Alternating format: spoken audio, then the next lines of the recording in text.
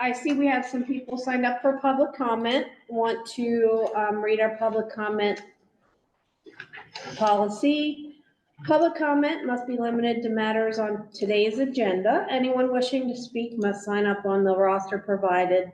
If you have not signed up and you want to speak, please do so.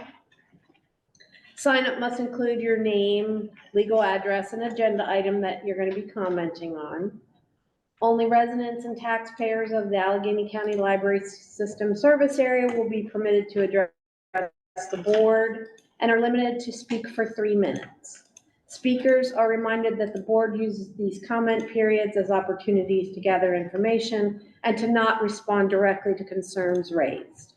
Information gathered will not be discussed at the current meeting, but instead will be referred by the board president to the executive director for review and to prepare an appropriate response, which will be communicated to the entire board of trustees. Okay, so roll call. You have over. Okay, and Julie is going to be here, but will be late.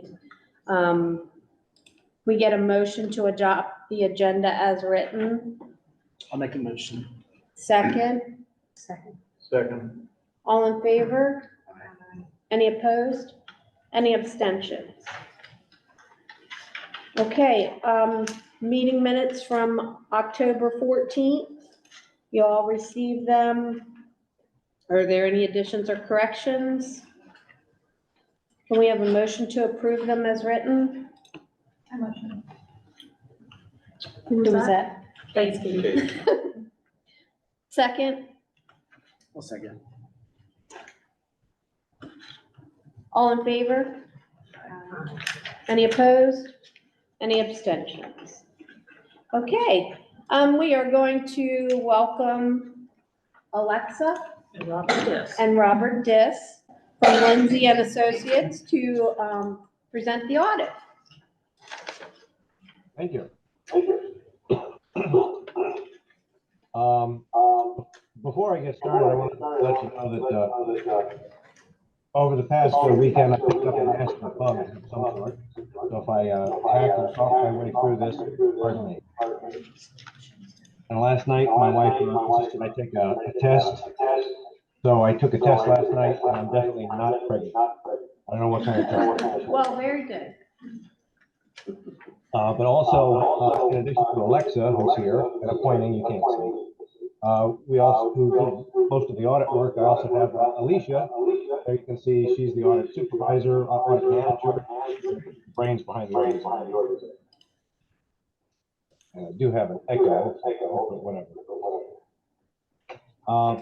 So I've got the audit in front of me for Allegheny County Library System for the fiscal year ending June 30th, 2025. I'm going to assume you either have it in front of you or you've read it and memorized it, in which case I question your life choices. I'm just going to go through and hit a few highlights. Feel free to stop me and ask questions as we go along, or hold your applause to the very end, either way. Beginning on page 1, as always, is the audit opinion letter. It gives the library system a clean opinion. It means that we give reasonable assurance that the statements are not materially misstated. And it takes us 3 pages to say that because lawyers. And you'll see on page 3 that it is dated October 27th, 2025. Beginning on page 4 through usually 8 or 9, through page 8 is the management's discussion and analysis. It's not really written by us, but it's written by management of the library, and it tells the reader what they wanted the reader to know about the current year, meaning 25, and compared it to the previous year, 24. There's a couple of good tables in there if you want to compare the 2 years on pages 6 and 7, where they show 25 and 24 side by side. And I went through here and took a look, and there's really not a whole lot of changes from one year to the next. Total revenues went from 2.2 million to 2.18 million, almost exactly the same. That's general revenues too. Total revenues went from 2.5 to 2.6 million, and total expenditures went from 2.8 million to 2.87 So there's not a whole lot of change overall from one year to the next. Now, the actual financial statements begin on page 9, and it's important to note there are two different sets of financial statements here, and they're shown on the same page just because that's allowable. In the first column, you see there on page 9, this is, I'll call it the balance sheet. You've got the general fund, and that's the fund financial statements.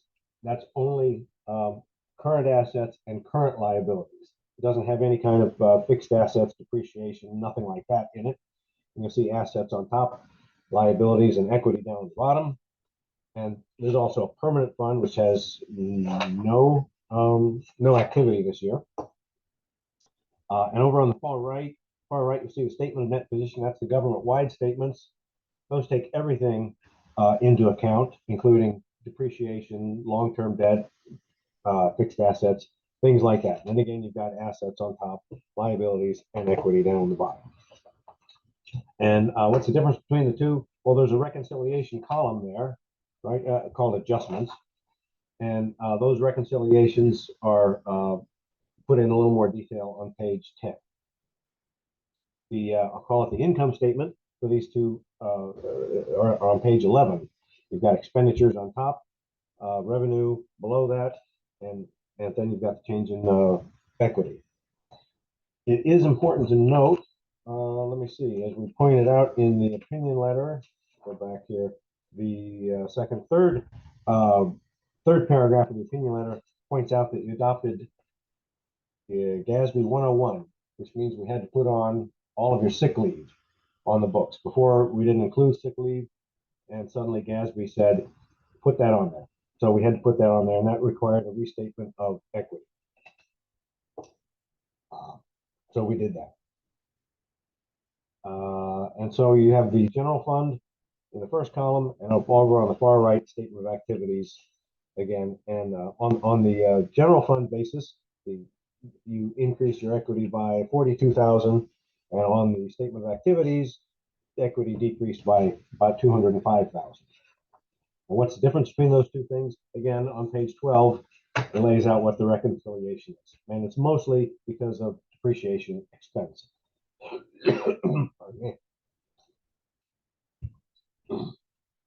Now, the notes to the statements begin on page 13. Note 1 is always summary of significant accounting policies. Don't read that if you're operating heavy machinery. It's mostly boilerplate activity. So I'll just go through and pick a couple of notes. Like, for example, note 3 on page 19 shows what your investments are. You've got money in mostly it's in the local LGIP, MLGIP, 637,000 there. On page 21 shows your capital assets and depreciation. Looks like you added 250,000 of capital assets, but there was depreciation expense of 440,000. Long-term obligations in note 8 is well, your net pension liability is 0 because you're a special case. There is a net pension liability, but you don't show it because the state takes care of it. You have OPEB, post-employment benefits, and then compensated absences, which again, we had to restate the beginning equity, the beginning number because of the new GASB statements. That's GASB, that's the Government Accounting Standards Board. GASB, or as I call them, the Great Gatsby. See, that's a literary reference for you library folks. And note 9, now net position, note 12 talks about the pension plan that you're in. You don't show a net pension liability, but there's all the information for it. I think the net pension liability was about 190,000, but it's not shown on your statements because you're a special case. The OPEB is note 13. That's always a health insurance for retirees. You're in an OPEB plan, and your net OPEB liability is 142,000. There it is, shown right about in the middle of page 29. All right, and there's a whole bunch of notes about that. And what else should we mention? I will just mention that if you go back to page 35, it shows original and final budget. We compare that to the actual and show the variance. And then there's a couple pages of tables that are required again by GASB on the OPEB and the pension. The very last page that I've got in front of me is the internal control letter. It states that we didn't come across any internal control issues at the library.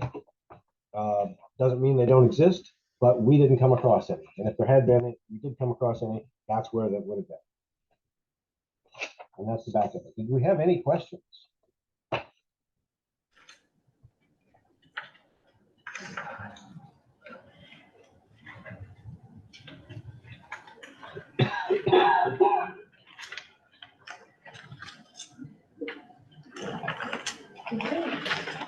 Any questions? Okay. We getting, where are we at? Motion to, approve the audit. And approval of the financial statements.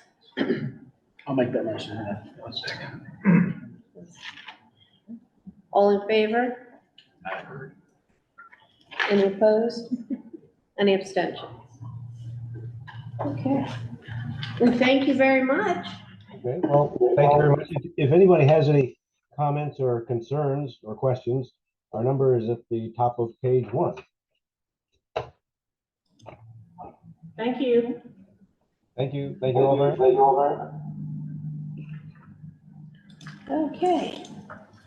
I do have a statement to read. As you all know, Lisa McKinney's been appointed the executive director. And in just that short period of time, first we wanted to recognize Lisa and her staff for all of the hard work that made the temporary Westernport location a reality.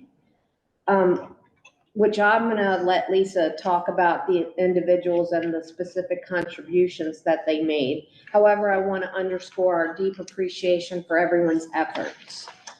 While the site may not be perfect yet, the foresight to search for a location for the colder months and the commitment to turning that plan into action required tremendous effort. And over the past year, the entire library staff has faced so many changes, yet they've remained focused on their mission, which is making every library visit an experience of wonder.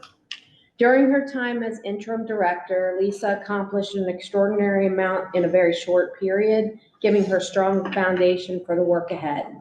One of the greatest challenges we face is recognizing that nothing will happen overnight. Although much has been achieved, there's still a great deal more to do.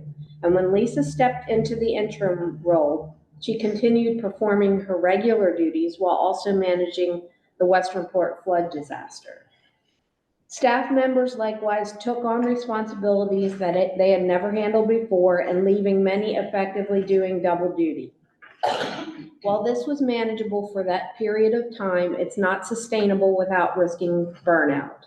And for this reason, reorganization of the roles and responsibilities is a priority to ensure the long-term success of our library system. Alongside that reorganization, the upcoming budget must take precedence. It's essential that the next budget year be realistic and achievable, particularly in light of the unexpected challenges we have faced and the newly discovered facility issues.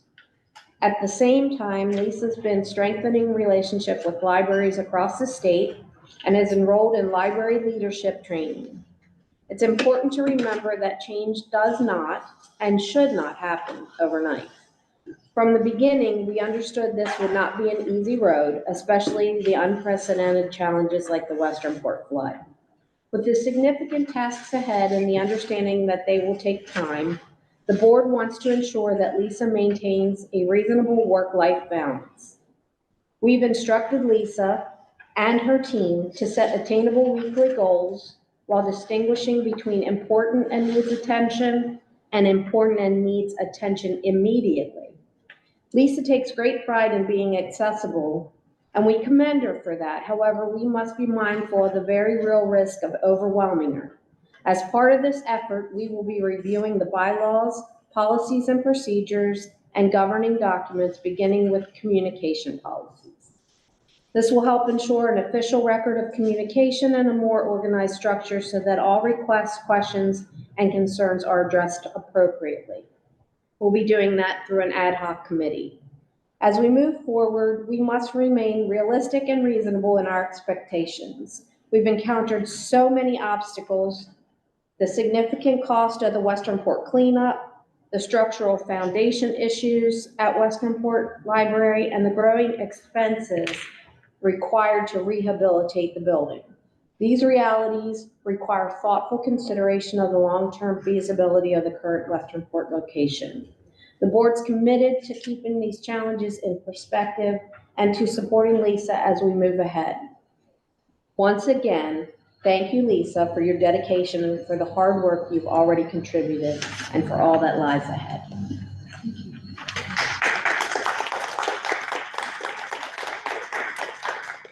We need a motion to approve this. Okay, we need an approval of Lisa as executive director. So moved. If anybody says anything different, no, I'm like. All in favor? Any opposed? Any abstentions? Okay. Lisa, it is your turn to give an interim, not the interim, it's an executive. You gotta change that. Oh, press that out. Executive director report. All right, so the first item on the list is the case for renaming the Washington Street branch of the Allegheny County Library System, the Mary Walsh Washington Street Library. So this is a request, you all have copies of this in your packet, submitted by the Friends of the Washington Street Library. I have also included a copy of the pre-existing gift, donation, and naming rights policy of the Allegheny County Library System that was reviewed and approved by the board in April of 2020. So we need to deliberate and respond to this request from the Friends of the Washington Street Library. And I don't know if any of the public comment was related to this agenda item. Yes, Yes. renaming. Sandra Roeder. Okay, I'm having a hard time hearing. I don't know if anybody else is. Do I stand over here or let me, Wherever you're comfortable. okay. Can you hear me speaking of, I'm having our, I want to say that, and there's nobody else from Friends is here. The Friends branch asked me to help research this, the man who wrote the letter. I want to be brief because it connects to the larger in my mind. And Mary Walsh, did anybody here know about her? Okay, was asked to be librarian, the first library in Cumberland in 1923. Now think of that, women were deemed their position, they were deemed having nothing to offer in the public square. See, and did Cumberland lead the state in this? Anyway, Mary accepted, she was a French teacher. And there is a plaque, and one of the members of the Friends, when I provided some information, wrote, there was a plaque in the basement one of the members was on a mission for. And one of the members said, wow, I don't know any of that. I wonder why she was not nominated to have the Washington Street branch named after her before. Seems an injustice that she was relegated to a plaque that may have been mislaid somewhere in the basement.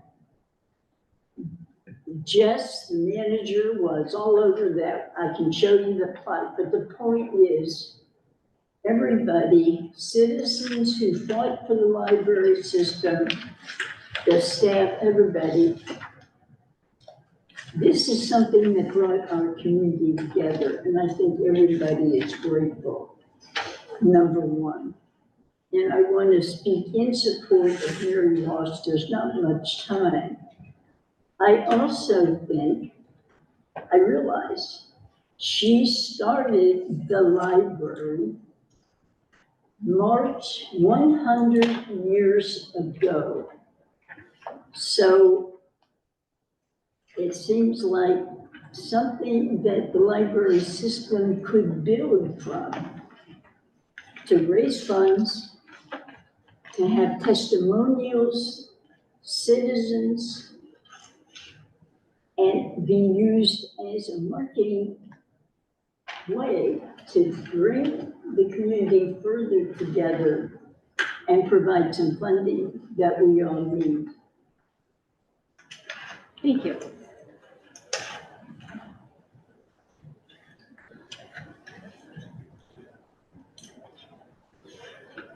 Any comment?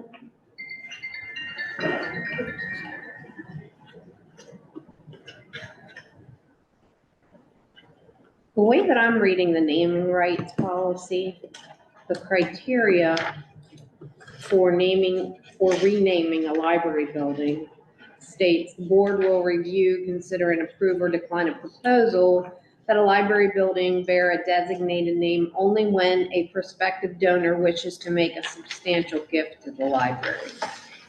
There's more to it. But that's where that, for renaming the library begins. I don't know if these are or I know, and. yeah, I'm not sure.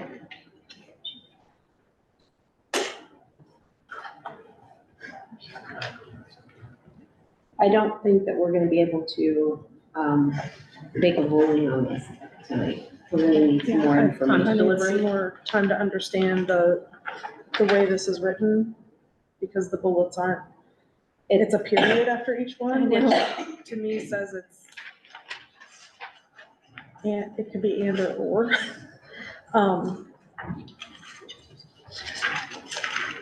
But it also states that we have to have some due diligence to review, so it's not something that we should do on a quick turnaround. Do you want to re-add it to the January agenda?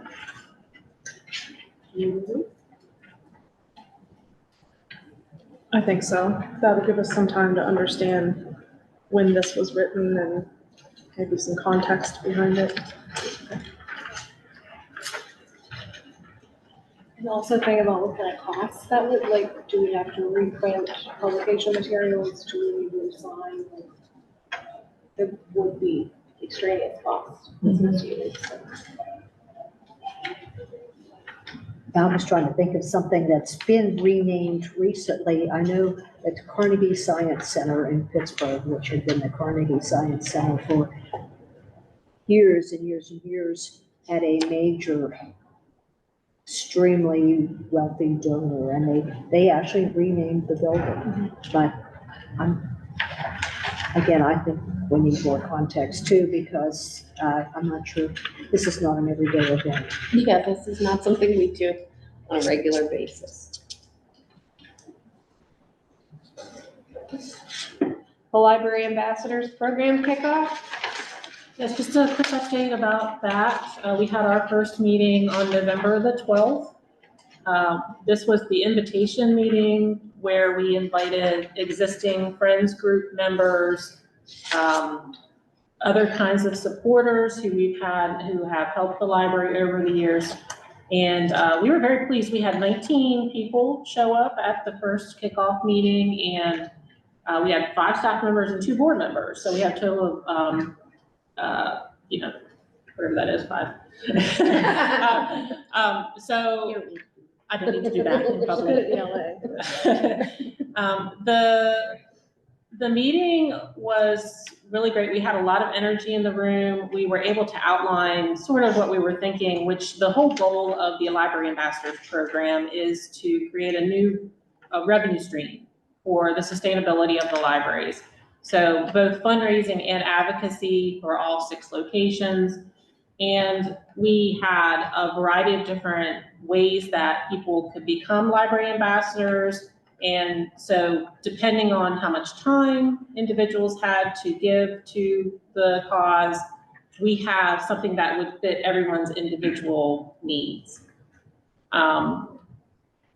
The project-based side of the fundraising, the concept with that is that through my journey as the interim director, I went around to visit all of our locations. And by speaking to the staff and looking at the facilities, I had a notebook full of a variety of different types of repairs and things that the facilities needed attention. So like, for example, a back door at the Frostburg branch, where it was rusty and kind of disintegrating at the bottom of it. That's an example of something that we can put on a project list, get some quotes as far as how much it will cost to replace that door, and then do fundraising specifically for that project, so that it would be something that the people who contribute will know exactly where the money goes towards. And it can also be something that really is incentivizing, so that people see the before, what the door looked like before and what the door looked like after, and how we were able to make that repair. And they can, be energized by that and recognize that their efforts had a direct benefit to the library. So that's sort of what we're building on. We have all kinds of different types of ideas related to different kinds of programs that we would like to host at the library, as well as facility needs. And we're just looking to create a new mechanism and a new group of advocates to help us to reach some of our goals. So the next meeting, we have some of these flyers on the back table. The meeting that's open to the public is coming up in December. That's on December the 10th. It's here at the LaVale Library, and it's from 5 to 7 p.m. We would love it for everyone to think about people in the community that you think would enjoy participating as a library ambassador, and take us to your friends and your neighbors, and try to see if they can come and see us on December the 10th to learn a little bit more about the Library Ambassadors Program. We're really excited about it, and I can say already, as a result of the November 12th meeting, I've already had 2 members who were at that meeting reply to me with concrete ways that they are looking to help. One of the projects was at the South Cumberland Libraries, some landscaping kind of improvement. We have in the back parking lot, there's sort of like a mulch bank, and just looking at the different kinds of shrubbery around the branch, we think that we can make the library have more curb appeal. So one of the members who was at that meeting contacted me. They said they knew someone in landscaping and they thought that they could help. So we're already in motion to meet with them, to look at the site, and to map out something that we can do that will really enhance the look of the South Cumberland Library. So just by creating this platform for us to tell people what all of our 6 branches need, create projects around those, and then work with all the helpers that are standing by and ready to help us. I think that we can really achieve a lot through this process. So again, December the 10th is the next meeting from 5 to 7. Please tell your neighbors and your friends, and see if we can get a lot of people to come and hear. It's going to be a repeat of kind of the same presentation with the public, so that we can outline what we're thinking with this program. So so far so good with the Library Ambassadors Program. The next thing on the list are Westernport Library updates. On my notes here. All right, so October was a very busy month for all of us in the library. The first thing, we met with County Public Works at the Westernport Library in October, and they provided an update about the assessment of the foundation of the building. The foundation took a hit in the front of the building where the floodwaters came across the street, and there is now a height difference of approximately 6 inches from the outside walls to the inner dividing wall. There is a hollow sound present in the area where the dividing wall meets the exterior Main Street wall, which suggests the aggregate material under the concrete is likely washed out. The building foundation is sinking in some areas and heaving in others. County personnel showed me a document where they had used a tool to measure the floor and mark with a grid where it was raised up and where it was sunken down. Their thinking is that to fix the problem properly, the existing concrete slab would need to be removed and a new one poured from the front of the building back to the doorway where you enter the meeting room. In assessing the project overall, the cost could be in the range of $1 to $2 million. We still have the question of the $131,000 cleaning bill received in September. That continues to be worked on between the insurance adjuster and the vendor. There are no updates to share on that this evening, but I continue to monitor that situation.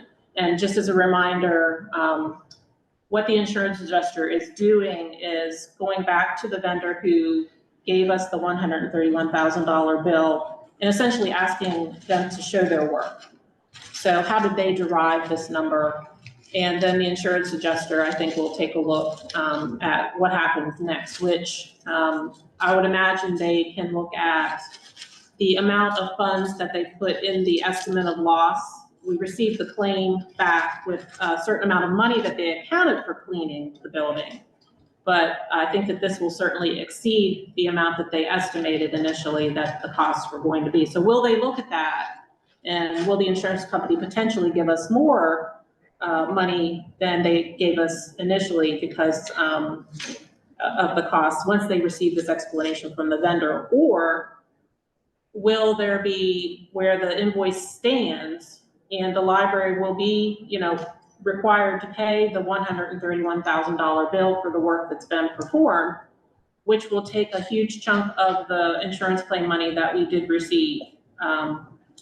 So that sort of all remains in progress between the insurance adjuster and the folks who did the cleaning. Can you go over how much the insurance cost per year? What the maximum that could cover and what we actually got? Yes. Because I think that's important for everybody to understand. It's the return on investment of that flood insurance didn't seem like it gave us what we needed. Right, and when I first started doing this job in 2017, we were paying, I think, $10,000 a year for the flood insurance. And year over year, it just kept going up and up and up and up until last year, it was up to $20,000 a year. And the coverage, the policy stated that it covered $81,000 for the contents of the building and $500,000 for the building itself. We received $298,000 back from the insurance company. We received the full $81,000, and then the remainder was the building. So there is still some headroom there as far as having $500,000 in the building side of things. So we did not receive the full amount from the insurance company. So it is possible that whenever they're looking at the situation with the cleaning bill, that would be on the building side of things, not the content side of things. So there could be some room for them to give the library some additional funds there. All that being said, $81,000 for the contents of the building. We had over 12,000 books and collection items that were destroyed in the flood, and the cost in our database for those was over $200,000 alone. That didn't factor in the technology, the computers, the servers, the printers, all of the technology that was lost. It does not account for the furniture that was lost, plus all of the other contents, everything in the office. So $81,000 is sort of a drop in the bucket when we think about what was really lost in the contents of the building. The collection alone, it wasn't, getting to where it was even entirely covering that.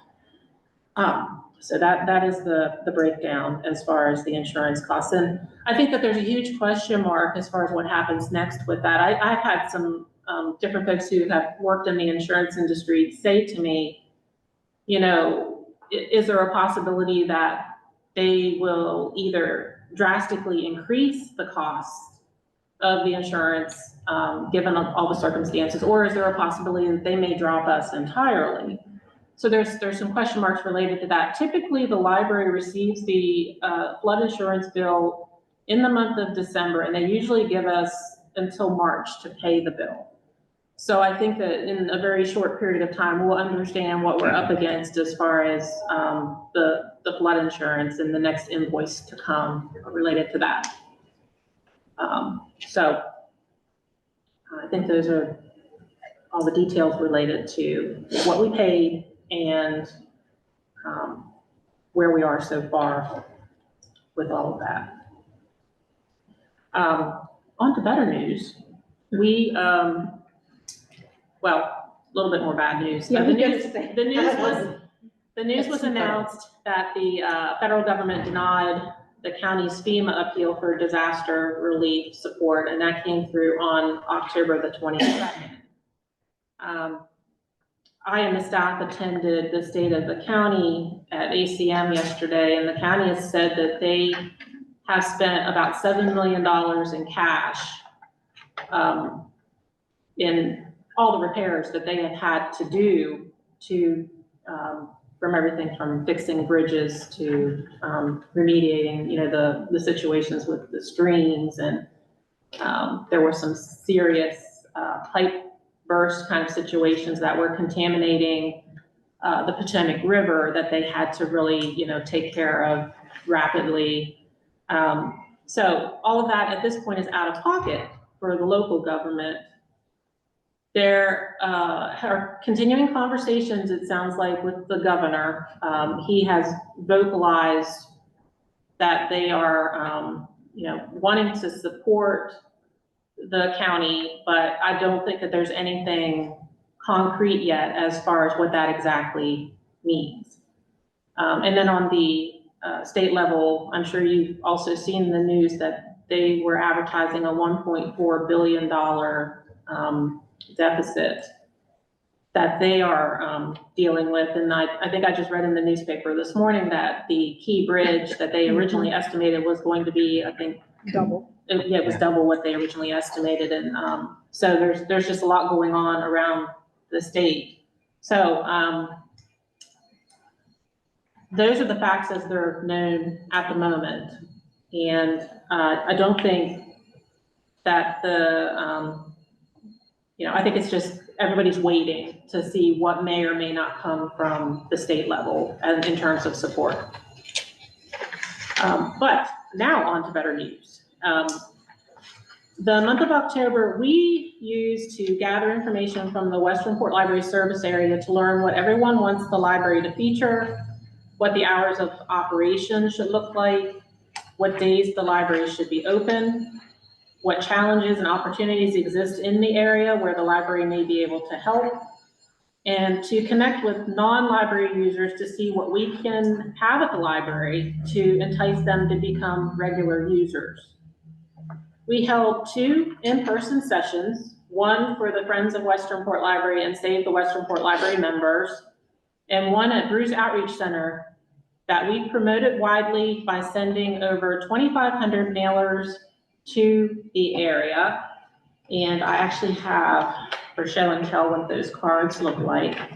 So these were the mailers that we sent. This side advertised the Western Port Library Town Hall meeting, and the other side advertised the temporary location at 121 Main Street. So everyone in the Western Port service area, all residences received a copy of this card in their mailbox. The mailer includes a link to an online survey in case they could not attend the in-person opportunity. And we distributed copies of the paper surveys to area businesses. The surveys were also advertised via email and on social media, at pop-up libraries, and at Mountain Ridge High School.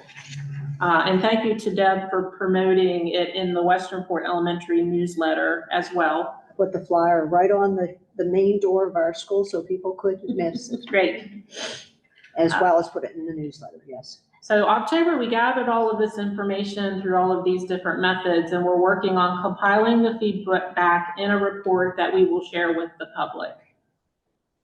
So as I said, the other side of the mailer advertised our new temporary location grand opening. We opened the Westernport Library at 121 Main on November the 3rd.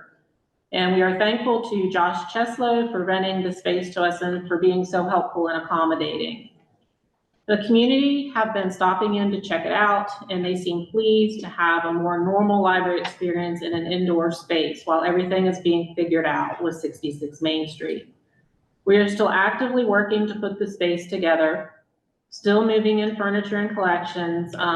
Wait till you see it. We just moved in some nice wooden bookshelves earlier today, and they look fabulous. And they're actually new to us, but they're not new. We got them from the offices in Westvaco. So God bless Renee Mason for all this work that she's been doing, gathering up this furniture, but they are really nice bookcases. We put them in the children's room, and it really enhanced the space. So it's really looking nice. We are looking at the possibility of getting an outlet installed in the small space that we envision as the service area. So that is currently being explored. I'm working on ordering an outdoor book drop that can also serve as a mailbox for us there. And with a helpful tip from Renee Nisley, I am looking into leads that help us to make the building ADA accessible for wheelchairs and folks with mobility needs. Jason, who's sitting here in the front row, helped to set things up so that people who can call the library, the listed library phone number will reach the 121 Main. We brought in tables and chairs on wheels that can make the space more flexible for groups to meet.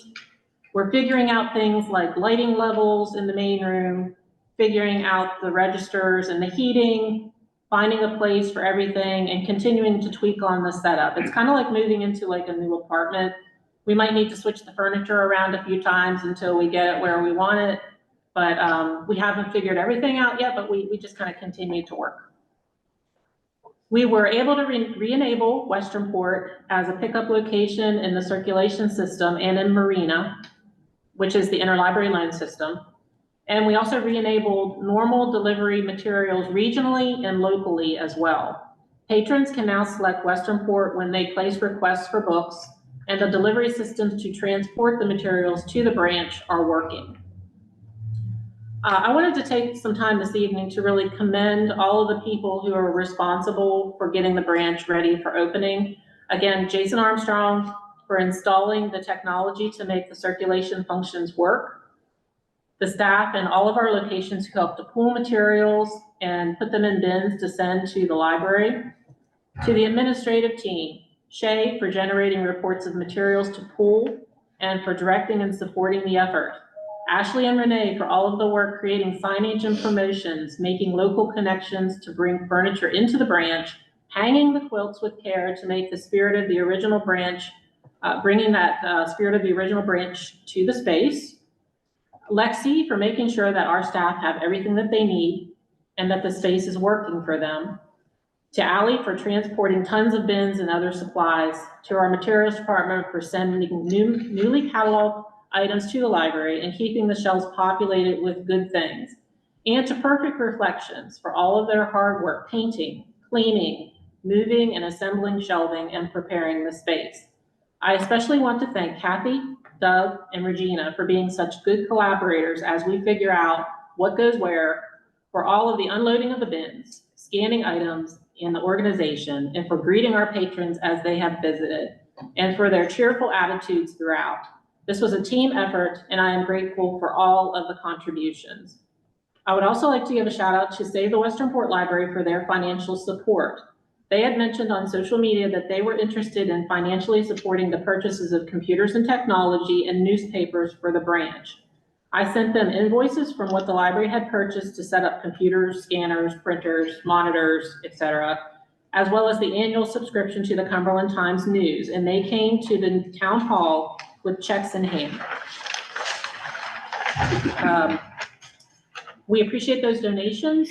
We have used donated funds from other generous supporters who have given to our Western Port Library Flood Recovery Give Butter campaign to purchase supplies to get the branch up and running, and for the funds to help us to pay the monthly rent. Congratulations.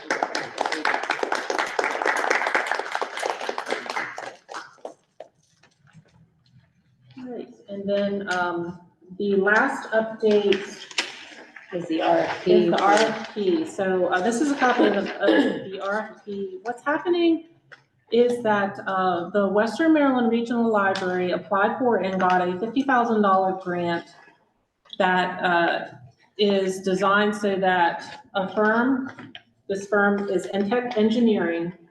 They will come to visit all of our locations and to do an engineering study. So they will assess all of the locations and take photos, and they'll tell us what they think as far as the condition of the roof, the HVAC systems, the plumbing, so that we can have a good picture of what we're up against in all of our 6 locations and what's kind of flashing red and needs attention immediately versus the things that we have to put on the plans to account for, in the next 1 to 5 years.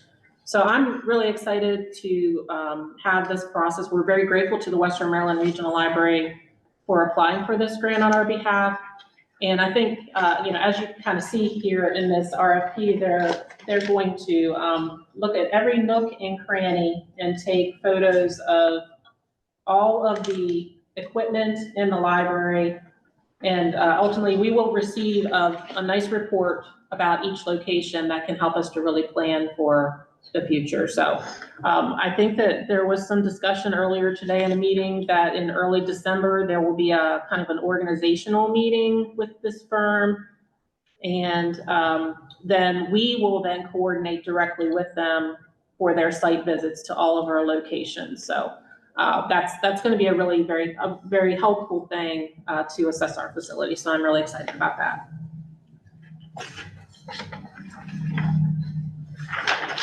budget and financial report? Budget and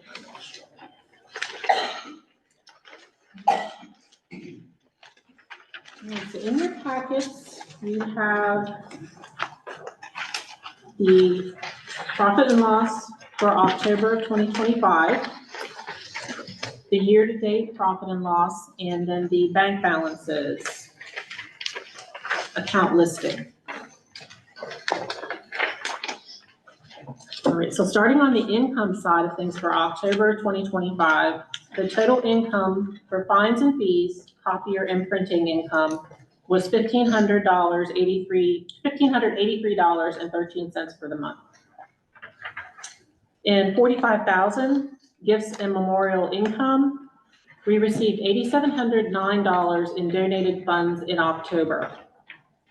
There were 6 donations in memory of Bernice Friedland, a donation in memory of Mary Josephine Will, and a $1,000 donation from Jamie Eshefu, and just under $6,400 in donations to the Western Port Library. On the expenses side, in 60012 staff retirement bereavement, we donated $100 to St. Anthony's Place Food Bank in memory of former employee Mary Ernestine Lohr, who passed away. In 61014, facilities maintenance costs were $6,309.38, which included work by Perfect Reflections to paint, clean, and assemble shelving at the Western Port Library at 121 Main. In 62004, heating and cooling under facilities repairs, we spent $1,726 to fix a broken belt on the main air handler at Washington Street Library.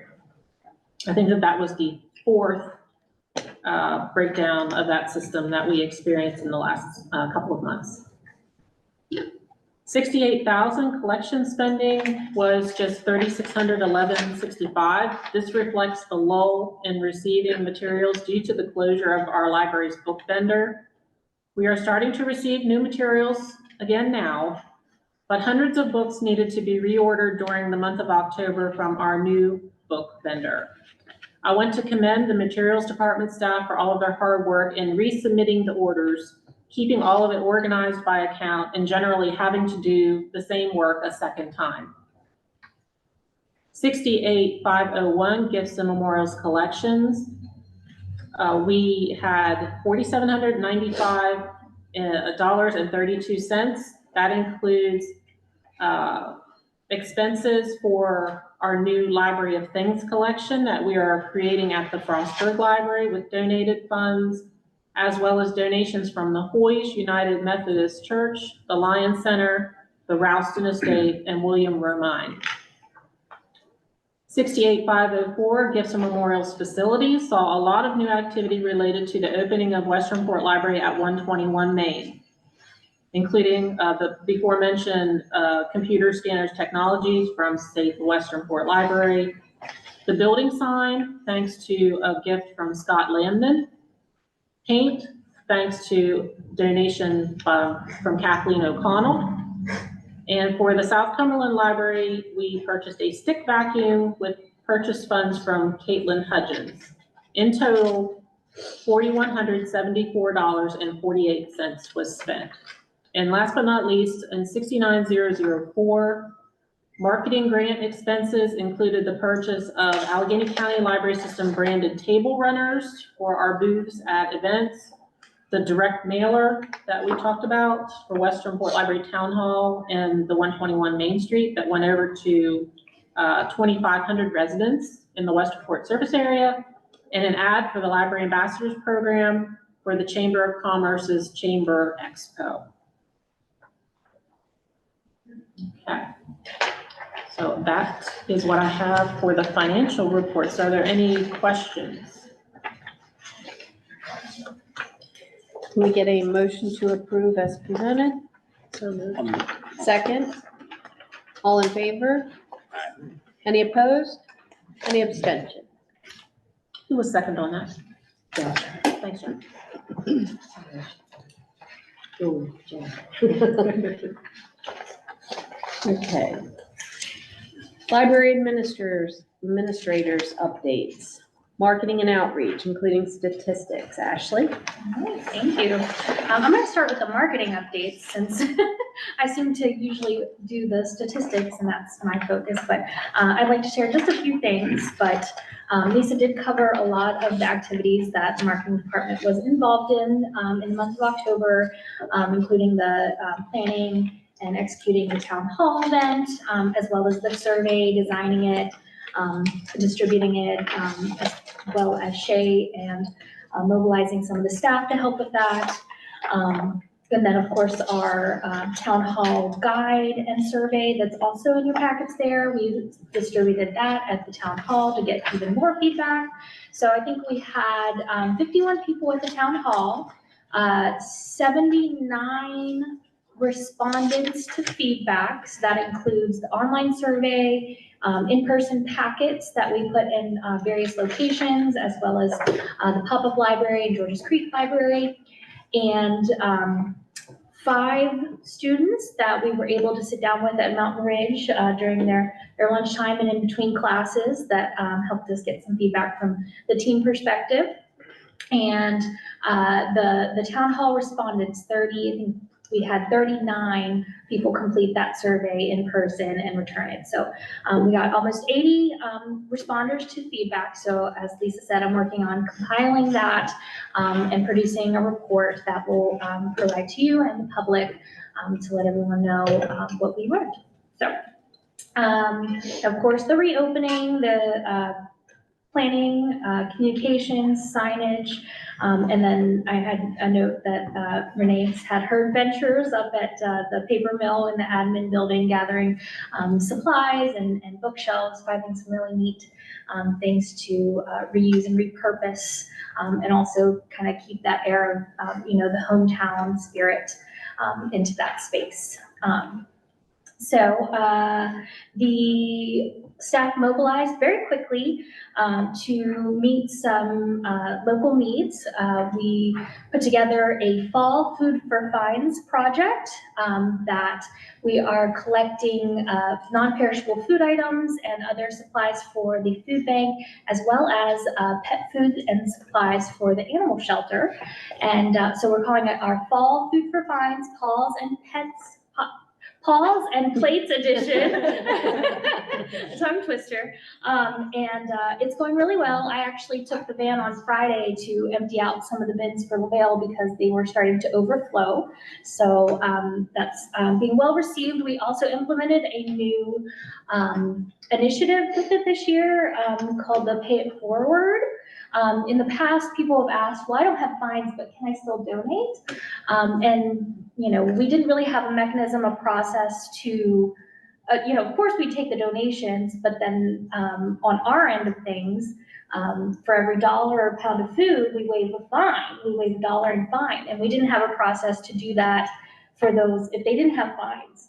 So this Pay It Forward initiative, Shay set up a really nice spreadsheet and process that the staff use to, if someone donates, they don't have a fine, we are tracking that, and then later on, either staff can nominate, you know, a patron in need, or patrons can apply to benefit from that Pay It Forward account per se. So we're really excited to get that process in place and people can benefit. And I actually think that the Pay It Forward account is more than the, is that right, Shay, than the fines waived? I think so, yeah. So, yeah, really happy to see. And it's a win-win-win for the whole community, the animal shelter, the food bank, the library, and the patrons, so.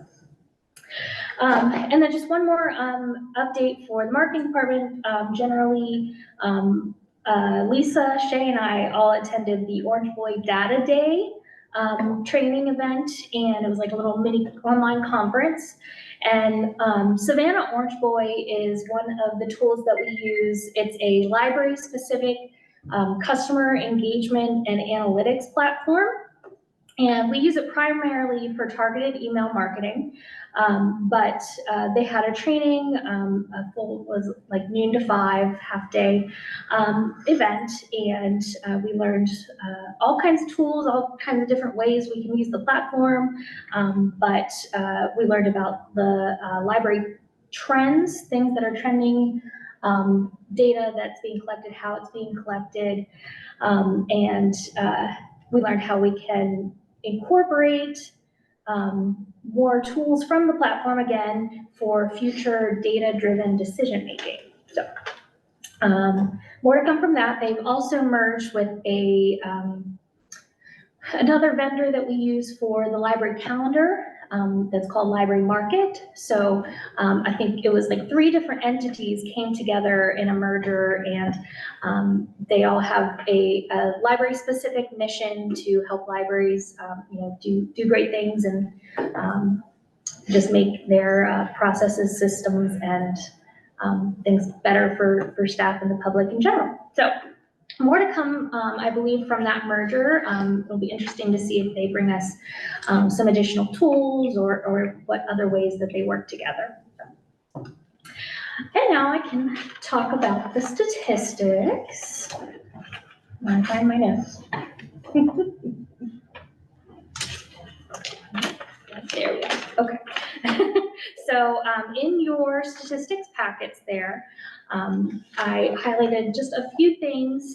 We did see a continued trend of decreased user registrations, visitors, and program attendees. But I believe we can account that to the reduction in hours from last fiscal year, as well as Western Port Library being closed. But I did want to note that physical circulation is up year over year, which is a really great thing. We continue to be happy that that is trending upward. On the back of that overview there's just a couple of notes. Maureen and Caitlin at the Frostburg Library had a visit from a couple of retired librarians. They were visiting every county to get a library card from every county in the state, and they chose Frostburg in our county to visit, and the one who wrote the note said that she loved Frostburg Library best of all, that she visited all the libraries in the state. And then another quote there from our Western Port Community Survey, and some great photos of all the amazing things happening in October at libraries.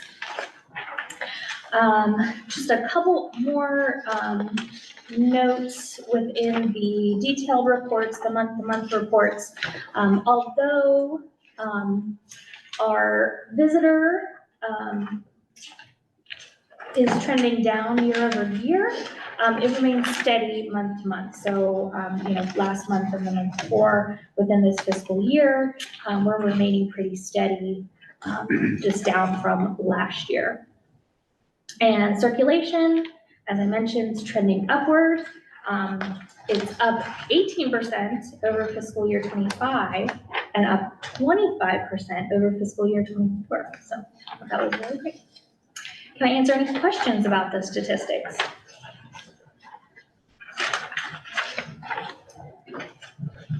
Do you have the Western Port pop-up stats?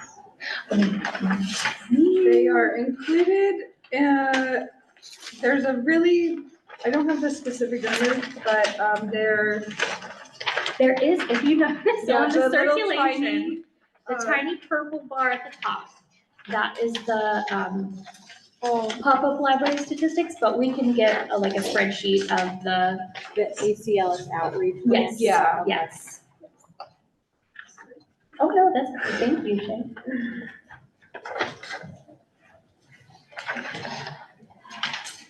Any other questions? Okay, can we get a motion to approve the statistics, marketing and outreach? So moved. Second? Molly. Had to see what way. All in favor? Any opposed? Any abstention? Okay. Shay, branch services. Right. So lots going on, just a couple highlights. So in October, I attended the ACPS District Community School Coordinator Steering Committee meeting. So that was an, excuse me, that was an in-person meeting held at FSU of the community school coordinators and other different partners. It was a really great meeting. It was over, I want to say 70 to 80 people. So I got to share lots of library resources and programs with educators and just strengthen our partnership with the community school coordinators and the Board of Ed. Following that, another program that is, again, a partnership with ACPS, we have the Battle of the Books. So that is our Quiz Bowl style trivia competition that is a collaboration with Allegheny County Libraries, Ruth Enlund Library in Garrett County, Allegheny County Public Schools, Garrett County Public Schools, and Bishop Walsh are our official partners, and I believe we recently brought the Children's Literature Center at FSU on as well. So another wonderful event with lots of great partners. Excuse me, I'm losing my voice a little bit. And again, that is focused on encouraging literacy for those middle school ages. So that's a competition for 6th, 7th, and 8th graders. We're going to have prizes for the winning teams. Registration is currently open for that. We do not have anyone signed up yet. So if you have anyone in mind that you think might be interested, please tell them to reach out to me and I'll try to convince them to participate. Because we do need participants for that, but it should be a lot of fun. We're hoping it will be a reoccurring program, and again, another opportunity to strengthen those partnerships with all of those great partners. I worked on improving our program presenter vetting process and then also updated some agreements. So we did have a couple of recent issues with some program proposals. So just a little background, generally we have the staff submit program proposals that I approve internally. And then we also have a form where we have community partners or external just individuals can submit interested programs as well. So we had recently a couple issues, some logistics, and then just some programs not being implemented to quite the standards that we wanted. So to improve that, I created a new workflow for the public presenters where it's just a little more formal, just some more vetting, more background information from them to make sure that it is going to be a good fit. And then we also did an updated agreement, and we're implementing that for both paid program presenters, but also volunteer presenters, just to have, again, some extra, something to stand on if there are any issues in the future that we would have to work through. And then at the October service leader meeting, we did some training with Lexi. So that involved training on LiveStaffer, which is the scheduling software that we use, as well as just reviewing some other scheduling guidelines, including the leave request procedures and timesheet reminders. So just some administrative training that Lexi helped support for the service leaders and managers.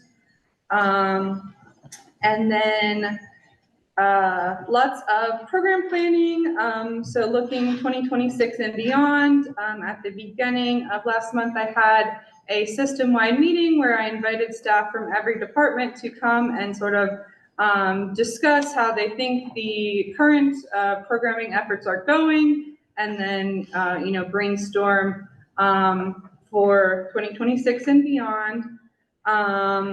Part of that, I created a programming strength self-evaluation. So it's sort of broken down into either different demographics, like teens or emerging adults, or sort of different topics like digital literacy, or things like that, so that the staff can rate their current skills and comfort holding programs in those areas or for those demographics. And then the idea is that once we know that, we can target training needs, but then I'm also hoping to implement some sort of mentoring aspect where if I, do have one staff who's really strong in STEM programming, but another staff who's not, but is interested, then I can pair them up.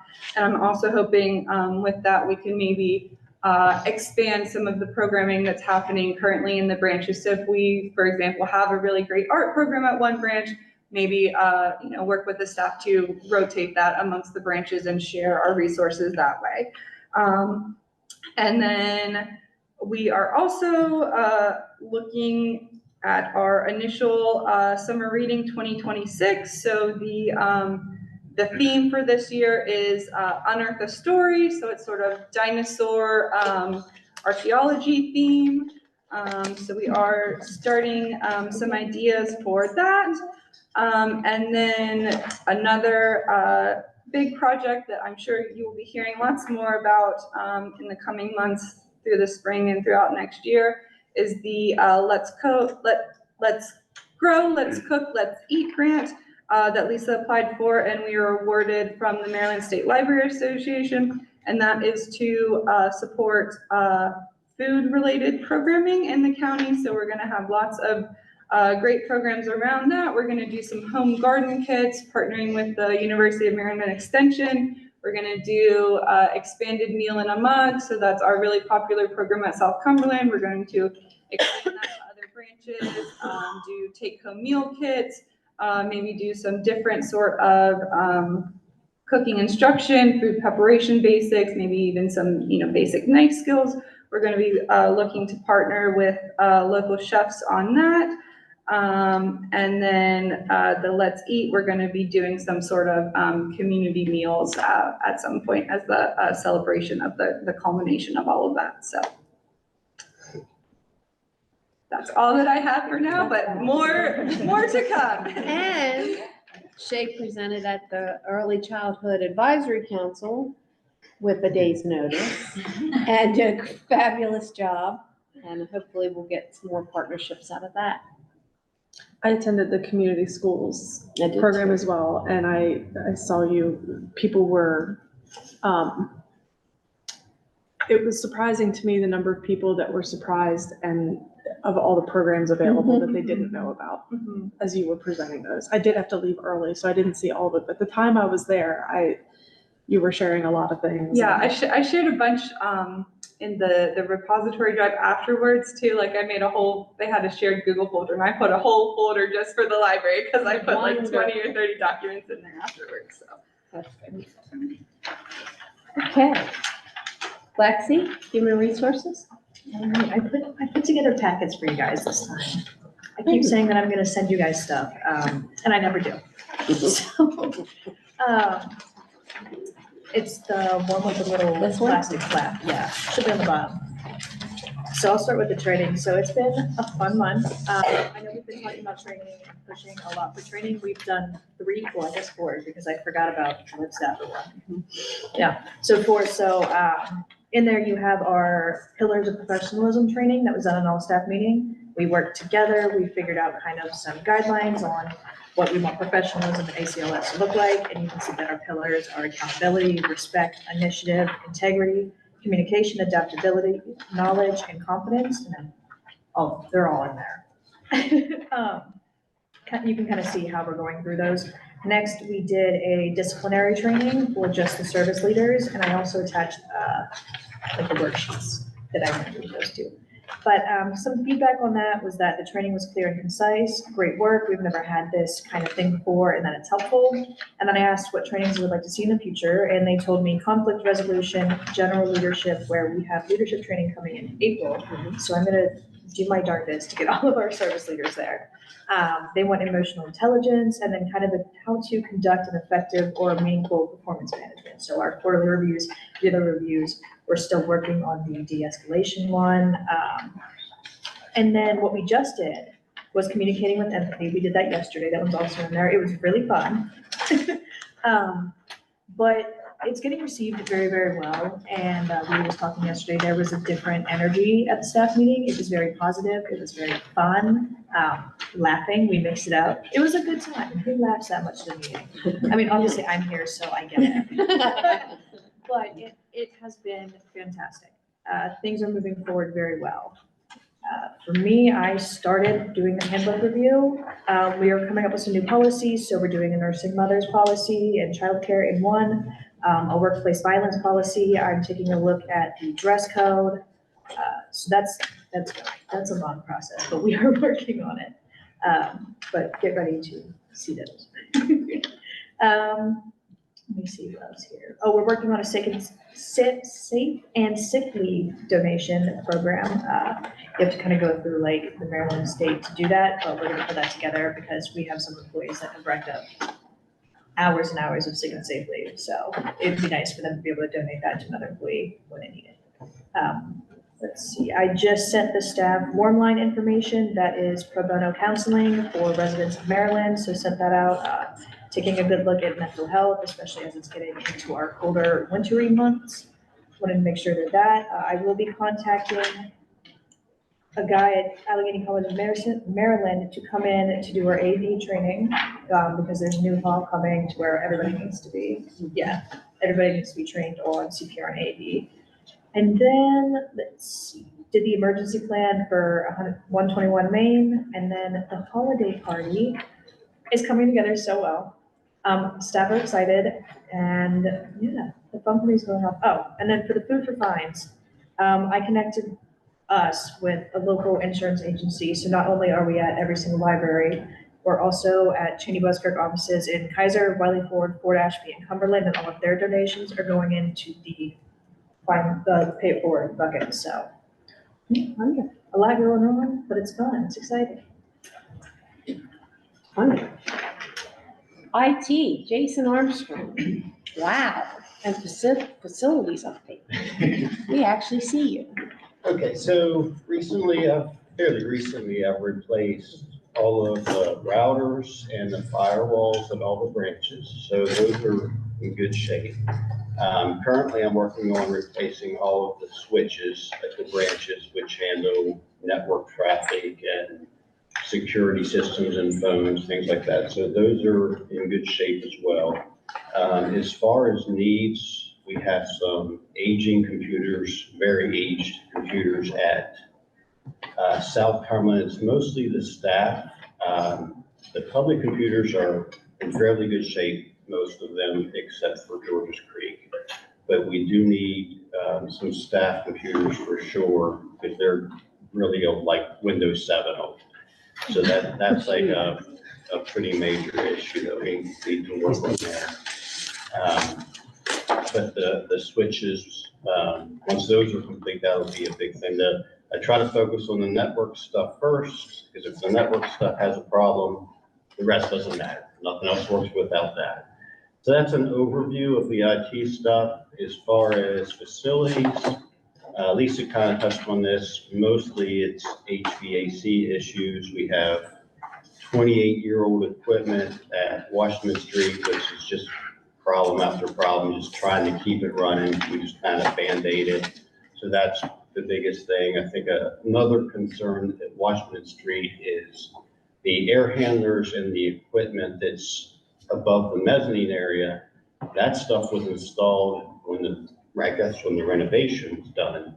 2004. They put that stuff in with the crane before the roof was put on. So to replace that is extremely difficult. There's a hatch in the ceiling, and we have to find equipment that we can get up through that hatch, and it's not a very big hatch.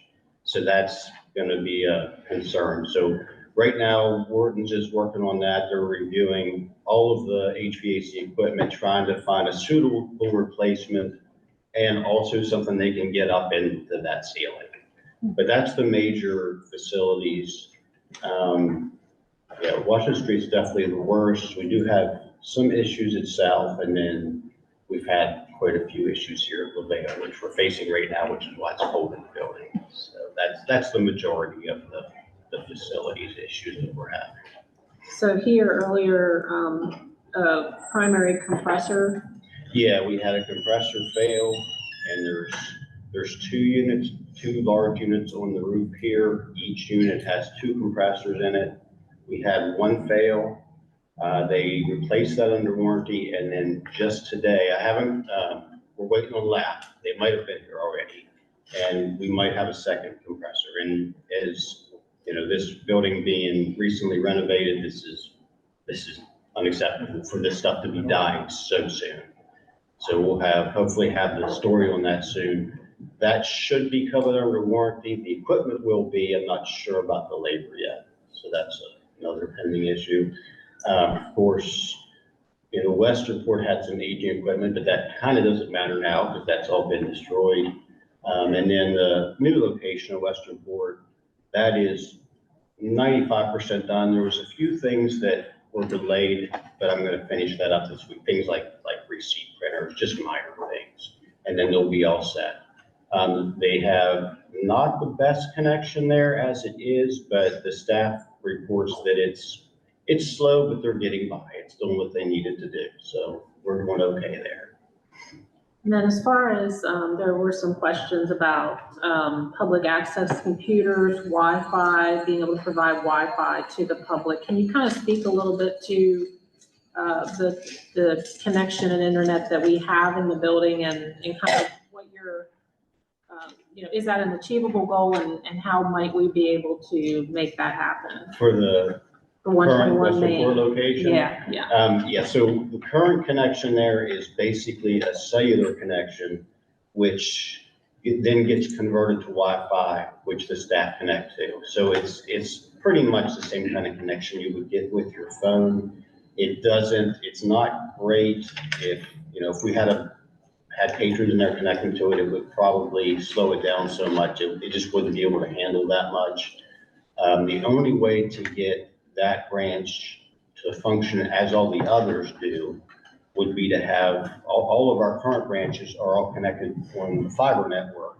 which goes back to the Board of Education NOC, which is the Network Operations Center. It all terminates back there and it all goes through fiber. All of the services that we provide to make the branches function rely on that. So we don't have that fiber at that location.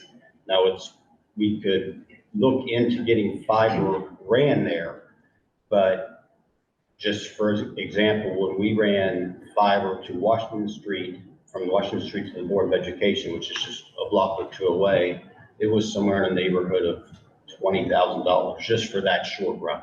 So if we tried to get that to our current location, it would probably be 2 or 3 times that. And that would be the only way that we could get the same service level at that branch that we have at all the other branches.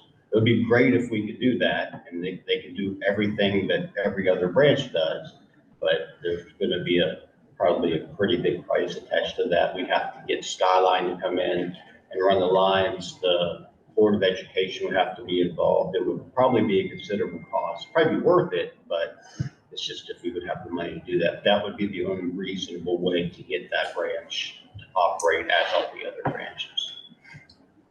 And then they could do the Wi-Fi and they could do the Cringe and everything that an ordinary branch does right now. But without that connection, we are just limited to basically just internet access, and we can't provide all the other services that we have at the other branches. So I'd love to see that happen, but. And one of the things that we're exploring as far as the fax service is concerned is, we do not currently have a landline at 121 Main. Right. So setting that up in the traditional way where we have a dedicated phone line for faxing, there's no landline there to do that. So we have looked into, we haven't had this conversation yet, but just exploring, there are services where you can convert through Google. It has sort of like in the one service where people kind of use their email accounts to essentially, I guess, send faxes in that manner. I don't completely understand it. Yeah, You do. that would rely. I should let you talk. No, that would rely on a decent connection. And since it's currently basically just a cell connection, that probably isn't an option. I mean, we could look into getting an actual phone service there through, one of the providers, whether it be, probably be Comcast in that area, but we could look into getting an actual phone service there. Then they would have real phones instead of just a cell phone. We could put a fax machine in, but that still wouldn't help with the Wi-Fi or any of that. Okay. So, we're just still working our way through, what we can achieve, and, we haven't given up. We're still working on it. Yeah, but I would say to get a regular landline there probably wouldn't be a terrible expense. The only issue is we might sign a contract, so it might be locked in for a couple of years or something like that. But we could probably get a regular landline phone there, I think, without too much cost involved. Thank you. Thank you. Okay, public comment. Vicky.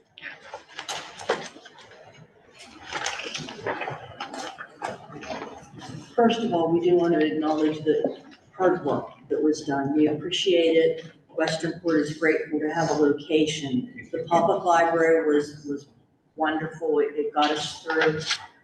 The new location, of course, is very tiny. It's cute. It's very cute. It's been well done. It's been well presented. Of course, we want back into a regular library as soon as we can do that. But the news, and I feel very informed today for, I think, the first time in a year. I feel like there's been a lot of good information presented. Thank you.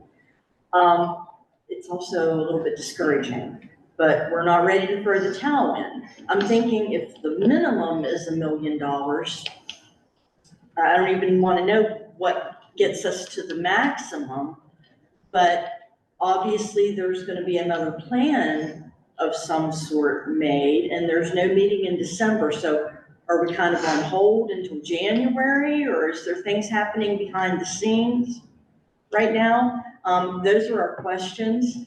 The other thing, and this also has been addressed, patrons are asking for Wi-Fi and computer service. That's very important for the area because people don't have it in their homes. Xfinity is available in the area. Is that something that requires cable or fiber in order to get the service? I believe Xfinity offers a few different services. I'm not sure what service they have there. I know the internet service options there are pretty limited. Right, I have Xfinity in my home, and I'm able to work from that connection. I mean, I don't know, I just called them and they came and hooked it up, so I don't know what's required, but Sure. that might be something to think about. I know the internet service in that building is not Xfinity, and it is not the best service available in Westernport. Xfinity, hands down, is the best available in that, other than the fiber. I'm sure fiber cable is gonna be the best of all, but Sure, yeah. that's, I mean, you just have to consider too that it can work great in your home, but if you have 20 people connected plus the staff computers and the staff devices, you know, that could be an issue depending on the level of service and the quality of service too. But it could be a possibility depending on what service levels they offer. I'm sorry. yeah, I mean, if you could get a couple of computers connected, that's probably all there's room for right now anyway, Sure, if that. right. Good work on the library, the bookcases from Westvaco. I was there when they were being moved in, and they're fabulous. And I'm excited to go back and see them with all, because Kathy said she had totes of books that she had no place to put. So I'm really excited to see those out on the shelves now. And it's been a really huge group effort, and I appreciate it. The other concern that patrons have mentioned to me is lighting out front after dark, and we're in a season now where that's getting to be very important. Even at 5 o'clock on the days that we're closed at 5, it's a little bit dark out there. I don't know if that's anything that can be addressed, and I don't know if you We are. already have that on your radar. We are addressing that. I think, I got a photo from Kathy. She took a picture that those dusk to dawn lights are working out on the porch now. And we are getting, essentially like Christmas lights that we're gonna put on those rails that are outside. So that should help light it up some. So we're doing that so far, and we'll kind of just keep working at it. I think, lighting in general, like even in the blue room, I call it blue room when you walk in, it's a little dim in there. So we were talking about the possibility of like, looking at that lighting fixture in there, and so we're still kind of tweaking on it, but those white lights, those Christmas lights came in, today. They're going in delivery with Ally to them tomorrow.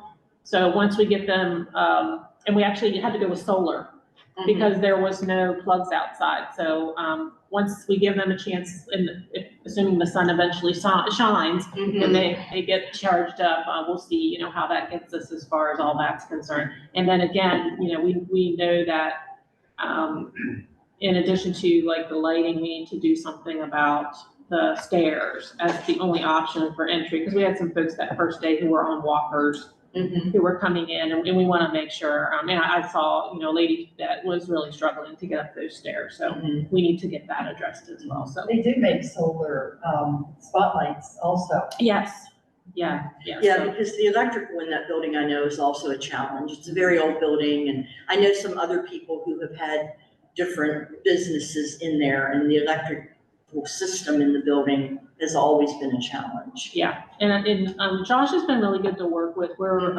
talking to him about the outlets and stuff like that. But I think when it was opening day, I actually stopped at Lowe's on my way, because I kind of had this, oh shoot, it's starting to get dark at 5 o'clock now. What's that gonna be like by the time we closed at 8 o'clock that first day? So that day I went and got some lights that to be put on the stairs, and then on either side, like 2 or 3 of those solar, you know, lights to light up the sidewalk. But we want to make sure it's well lit, so we're working on it. Okay, and this, you know, I am an insurance agent. I have sold flood insurance in the past. My first thought is, if they're sending a bill for renewal, I mean, do we need to have a policy in force right now on a building that's already kind of a total loss? We don't know if we're getting the bill. That's normally when we get the bill, is in December. So we're not even sure if we're gonna be renewed.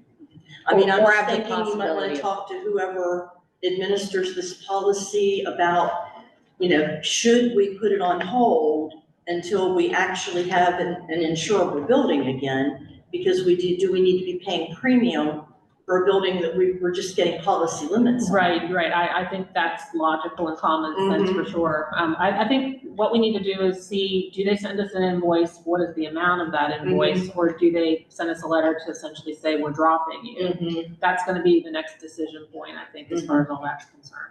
Vicky, Okay. with your knowledge of insurance, usually after an episode like this, you're looking at a pretty big spike in renewal rate, right? Possibly not. It depends on the company and it depends on the policy contract. I just If know you have insurance the has original been- policy contract, all of that language should be in there. Yeah. I mean, I have people who have a total loss fire, which is not flood policy, it's a different policy.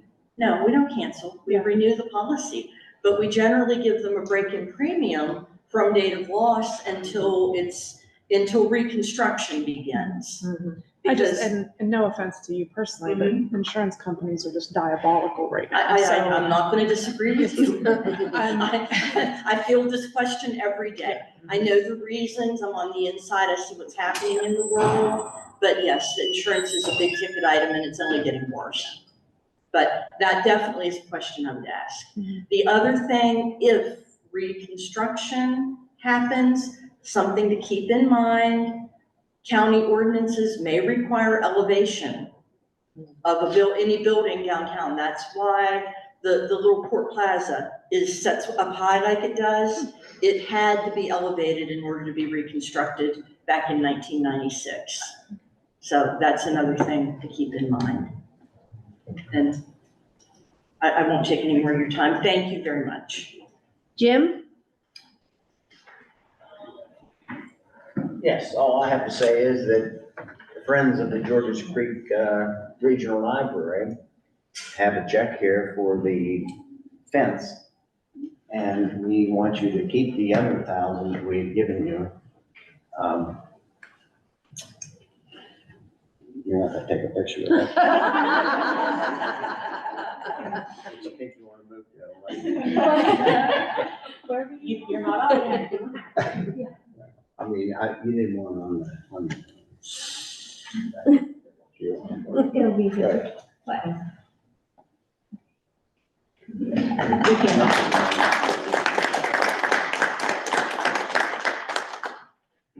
Thank you so much for the support. Carrie?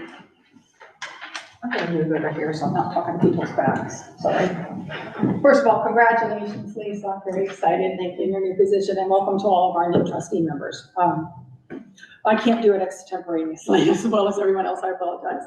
So I just wanted to thank you, all of you, for all of your hard work, all of the trustees, the Allegheny County Library staff, the list goes on, and I certainly appreciate all of the members that you have listed and recognize their hard work.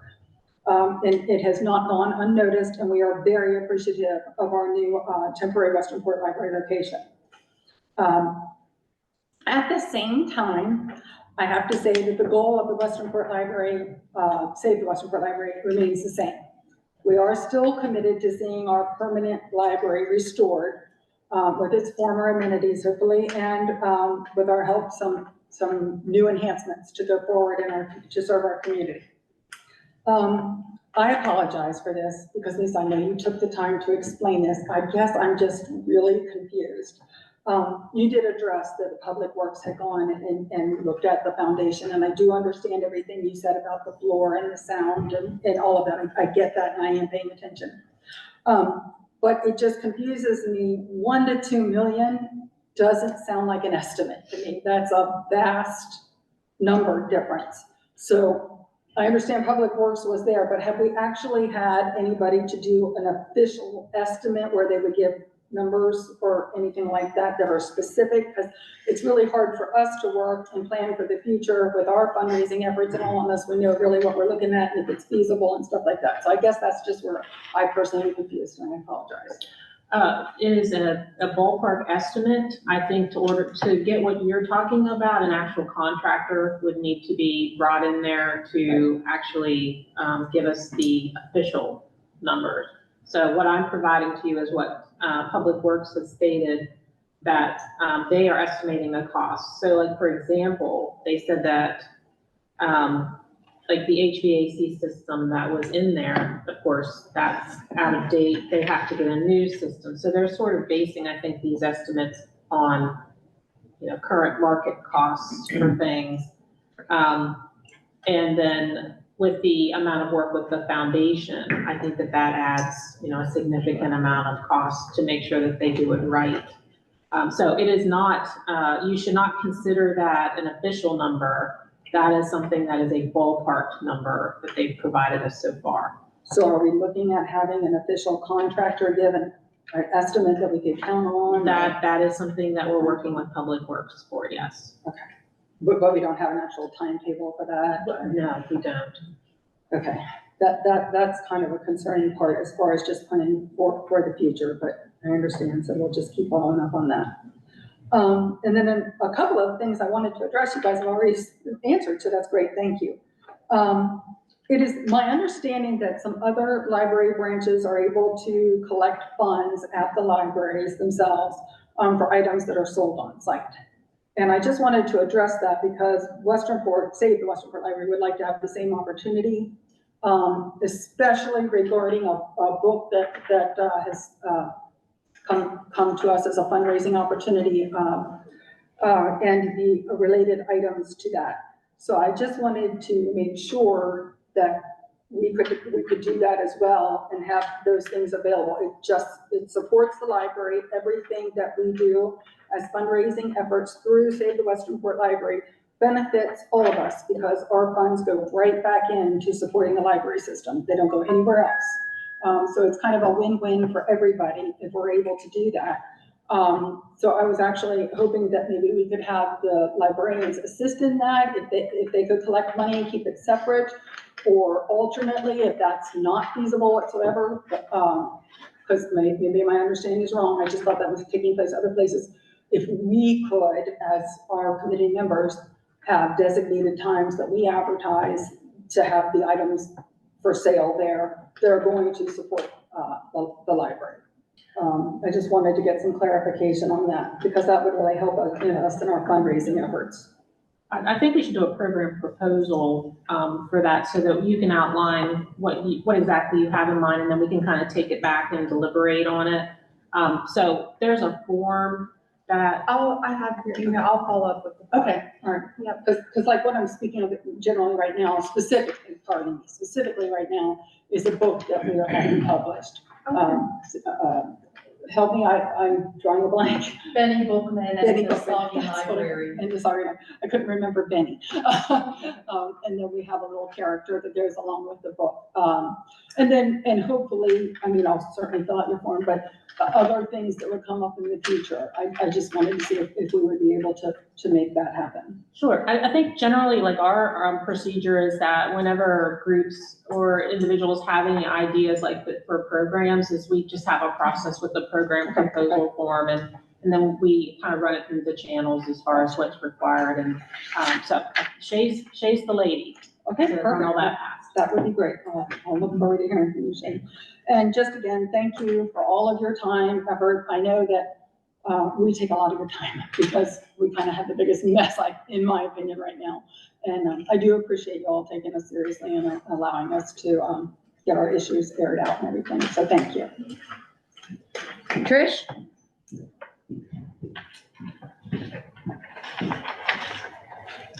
Well, starting off like the others from Save the Westernport Library did, we are eternally grateful for the work of all of you and your staff. I mean, you've just produced miracles, and in this post-John Toe era, we have seen so much happen, and that we are just ecstatic about.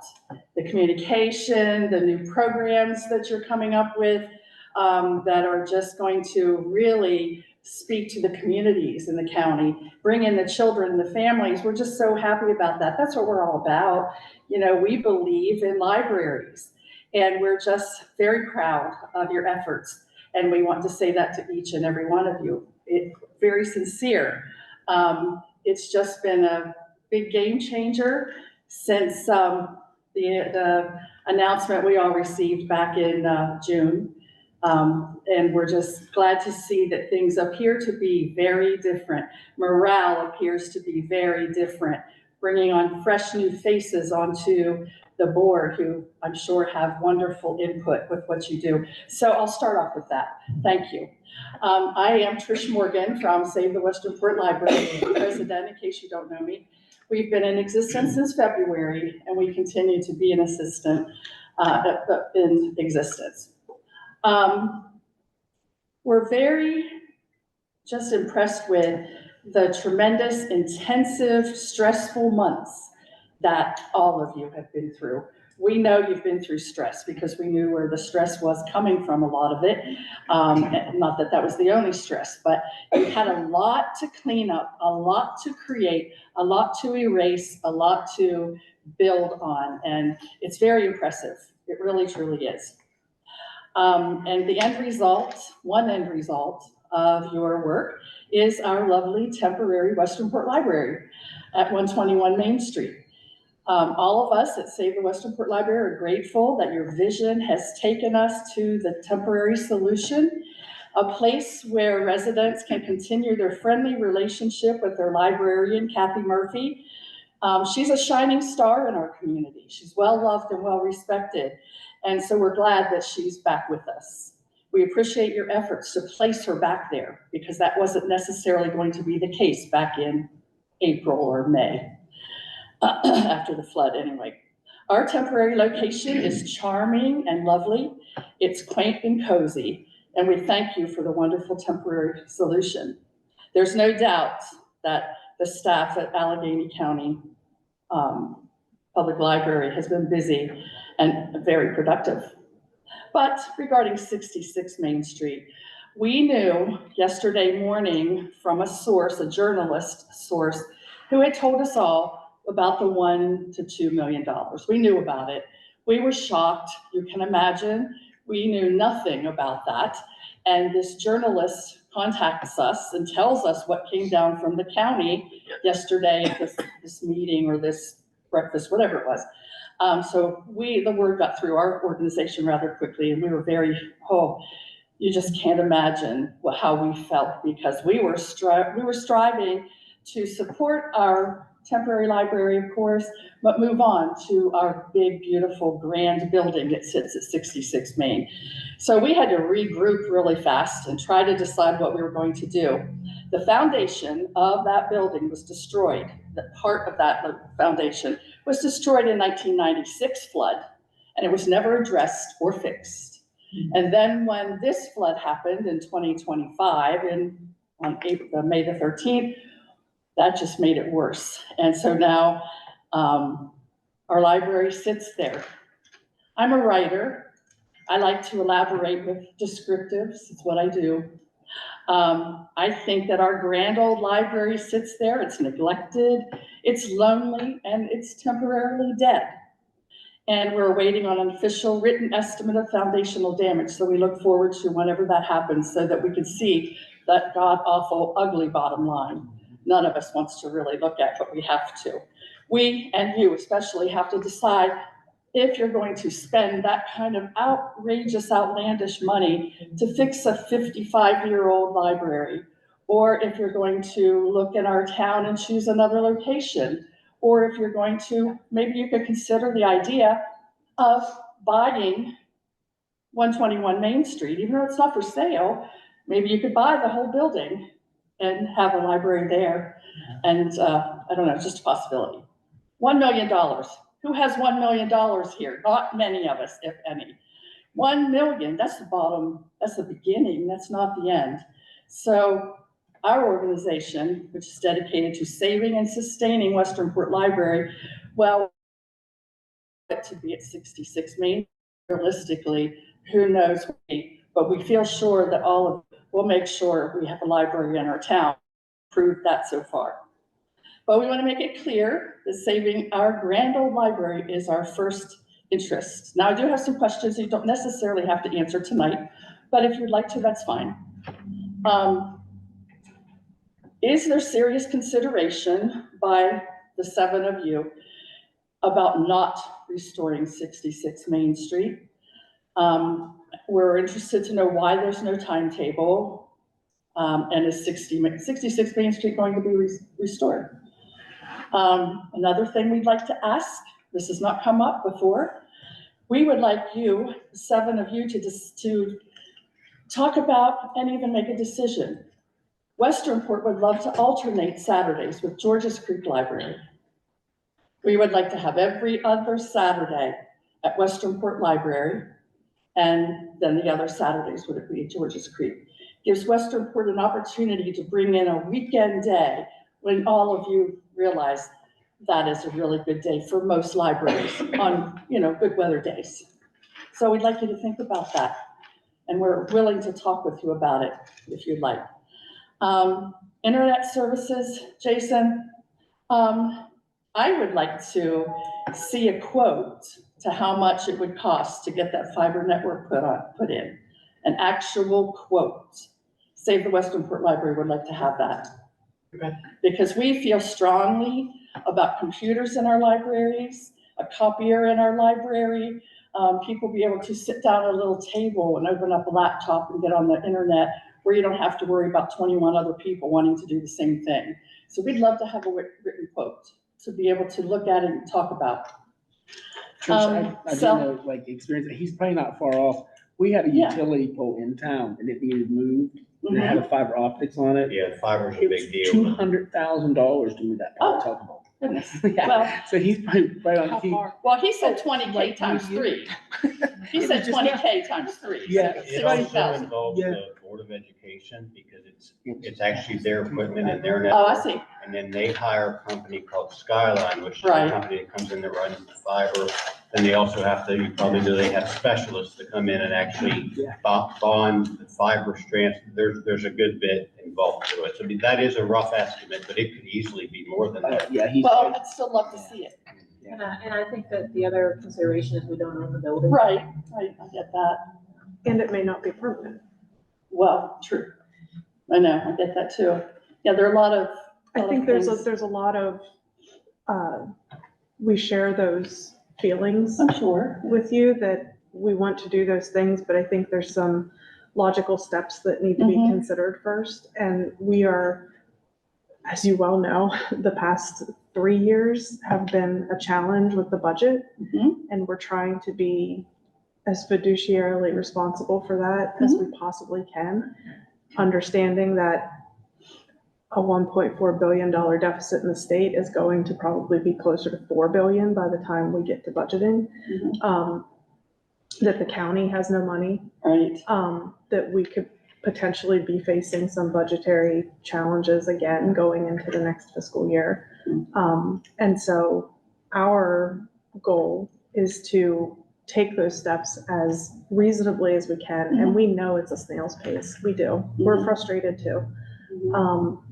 But ultimately, we want to provide a space that works for the community. And I just don't know that, investing dollars into a building that is maybe $1 to $2 million to repair and continues to sit in a floodplain is, but, and the, And even trying to find funding. Right, What, to repair what that. capital investment. No one will invest in that. And There is a then- building in Westernport that is owned by the town, where the current tenant, it's a 2-story building with an elevator, and the current tenant pays $1 a year or $1 a month to have that building be perfect for the Westernport Library. But it's currently. Which building is it? The senior center building. They currently rent that. And I think that's a good point is, having this conversation and understanding the conundrum that we're in terms of repairing is if you being so knowledgeable about that part of the community are aware of spaces that could be a good fit or could connect us with the owners of those spaces, that could be a really, a really big step forward. We wouldn't want to displace the the senior center, but perhaps they could find another space. We could have or maybe they could just have one floor and we'd have the other floor. So it's right on Main Street. It did get flooded, but not severely flooded, but it's still in the floodplain, as Westernport downtown is. Carrie addressed the selling the items at the Westernport Library. We certainly will get in touch with you and make sure that we get the proper paperwork in. But we have a big event coming up in Westernport on December 6th called Benny Bookman Bookworm Bonanza. It's a used book sale. We've got 2 children's authors who are going to be there doing autographs and photos. And we have a covered dish crock pot special for the community to eat, no charge there, beverages. What am I missing? Free coats. Oh yes, free coats and heaters and blankets for our community. The Western Maryland Literacy Initiative is working with us on that. So it's just a big community event. But the one thing that we would like to sell at our library in Westernport is the Benny Bookman and the Soggy Library. He's a character that we have created. Our writer and our illustrator have done a beautifully, vividly colored book with a beautiful story specifically about Westernport Library. We'd like to be able to have that for sale at the library as well as our little stuffies of Benny Bookman and our totes that have Benny Bookman, Save the Westernport Library on them. So we'll get that in to you, Shay. Come to our event if you don't have anything else to do on December 6th. Boy, it's a busy, busy day though. Lots of events and activities. What's the time? 10 to 3.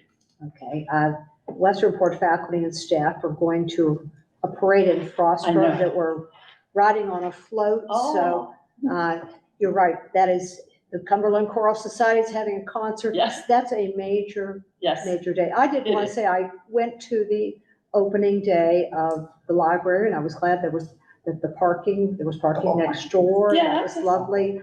I'd never been in the building. It's so charming. I looked up some of the history of the Reeves family. And it was a step back in time in the sense that the building has been preserved, but as Jason has said, and again, we're tenants,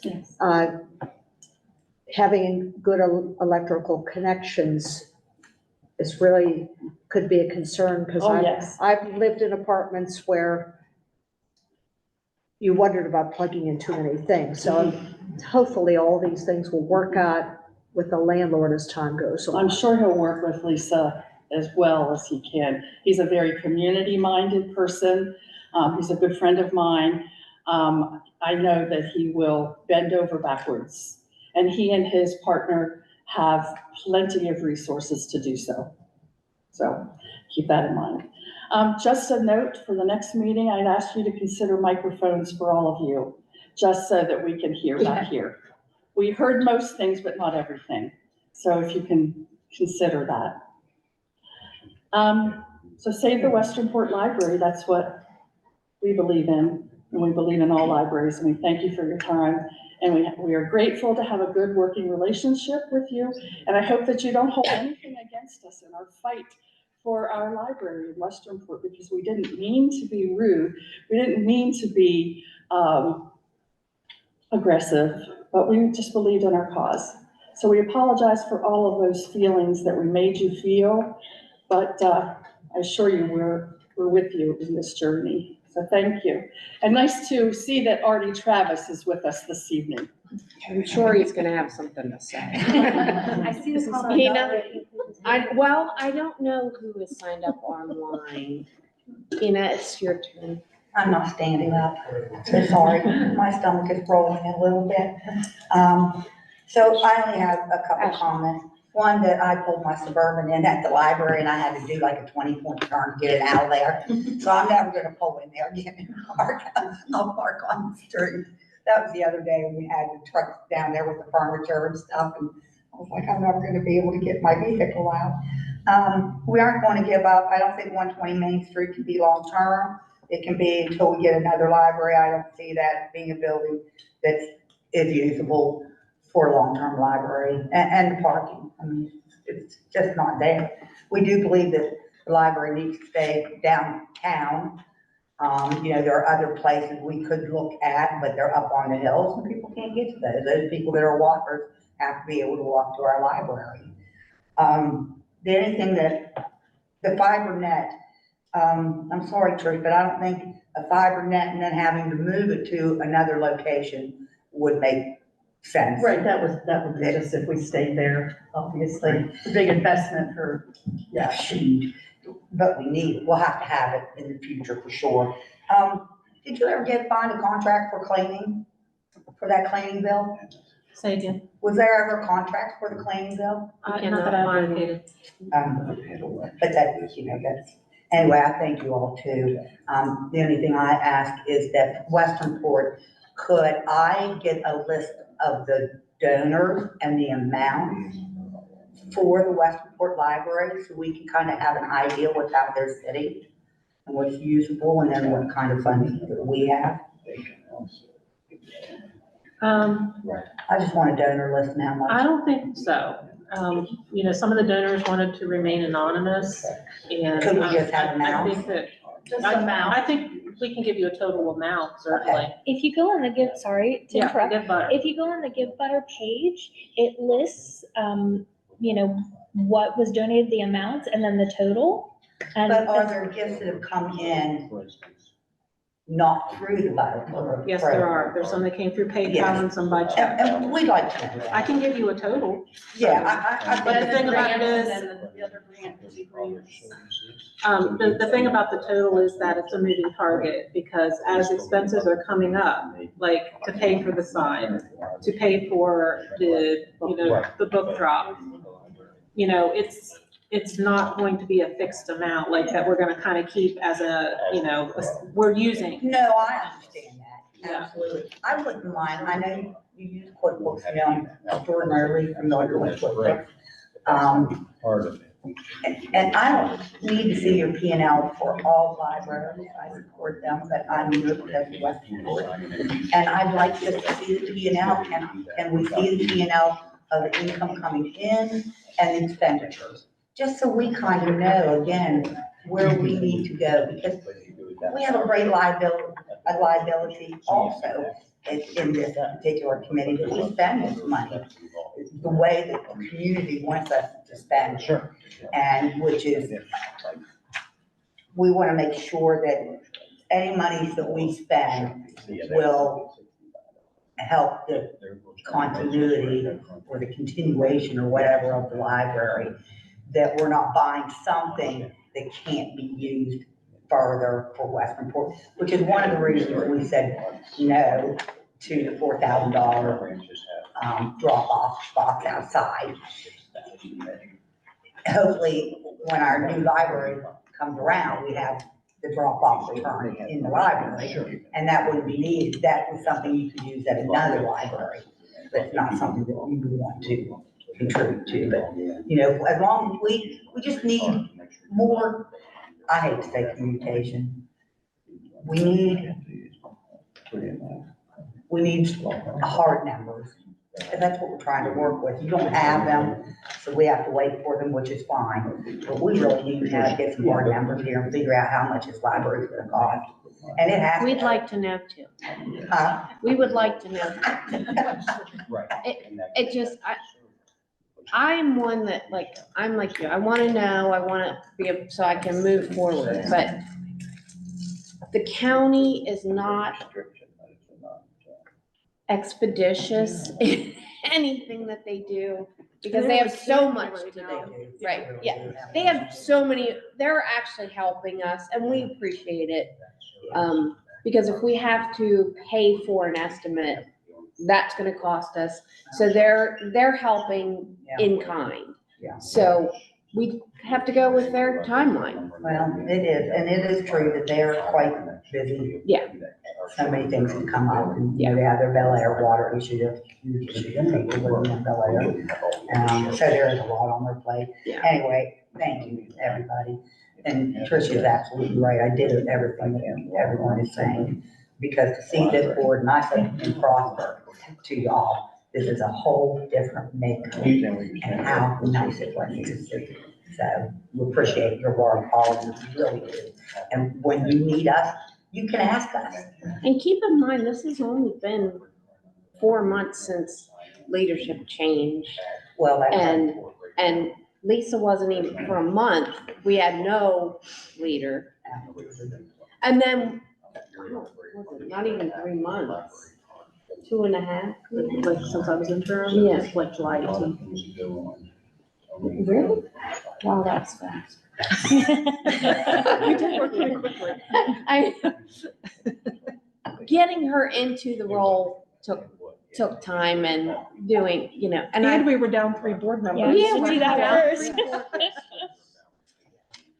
I think we're amazing. No, I'm like.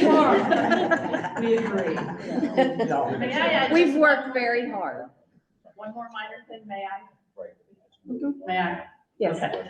Just regards to December the 6th, it is, our book bonanza is at both funeral homes. Don't we all have book sales at funeral homes? Well, that's where ours is. It's a beautiful space, If you though. come, you can see the newly remodeled Bowl Funeral Home because they suffered just so much damage to their home there. And they took out retirement funds to pay for that because they did not have flood insurance. So it's just a really great opportunity. It's a happy story. So we're happy to be part of it and be there and welcome anyone who'd like to come in and see us. So there you go. Ashley, do we have anyone? We do, just a couple comments from Artie. No. And don't shoot the messenger. I'm just gonna read because he had to hop off. Congratulations, I'm Lisa. sorry. Sorry.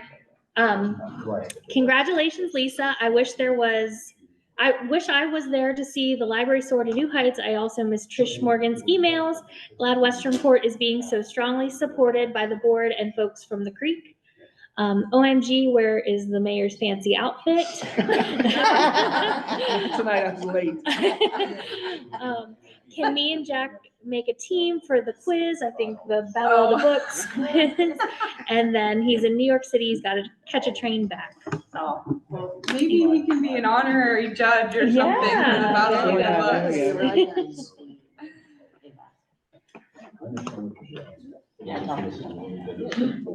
Okay, so any closing remarks? Just we have, have- Renee, I just yes. have really one, we've said many times, we want to thank Lisa, but I've been in a position where we've had new administrators come to my office, and usually that transition happens where the outgoing administrator has everything nice and prepared for the new administrator. That didn't happen for Lisa, so imagine going in to clean up a mess, try to fix it, so it's remarkable when you sit down and think of the amount of stuff that Lisa's had to do, because she's done it over the top position. We were very, very thankful that she is our director. But I just want to, it's a lot for have no guidance and step into a job of this size. Lisa, thank you. I appreciate the comment, but, and the compliment, and I just want to completely emphasize that it is the team. We have 31 employees. The administrators that are in this room are just amazing people, and none of this would have been done without this entire team effort. So I just, I cannot say enough. Everybody deserves the flowers that, the 4 in this room, as well as the staff who are listening online and are in our branches.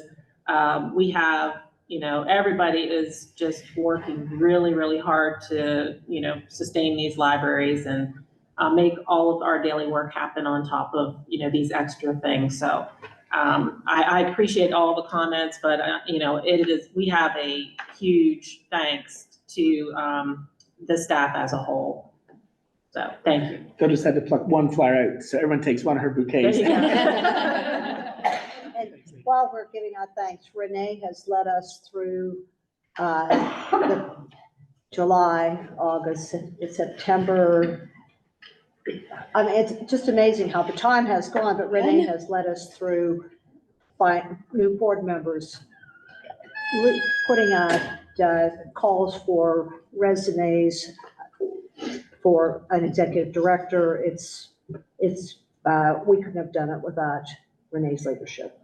Thank you.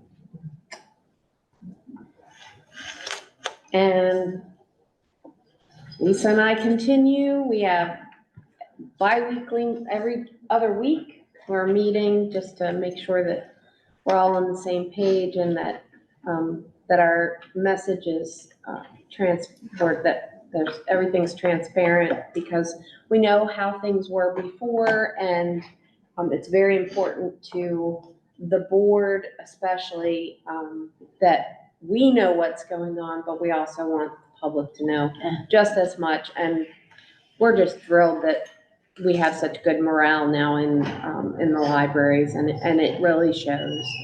And, so knowing that we have a tough budget period coming up, you know, just all the things that we've been faced with, we appreciate the support of the public as well.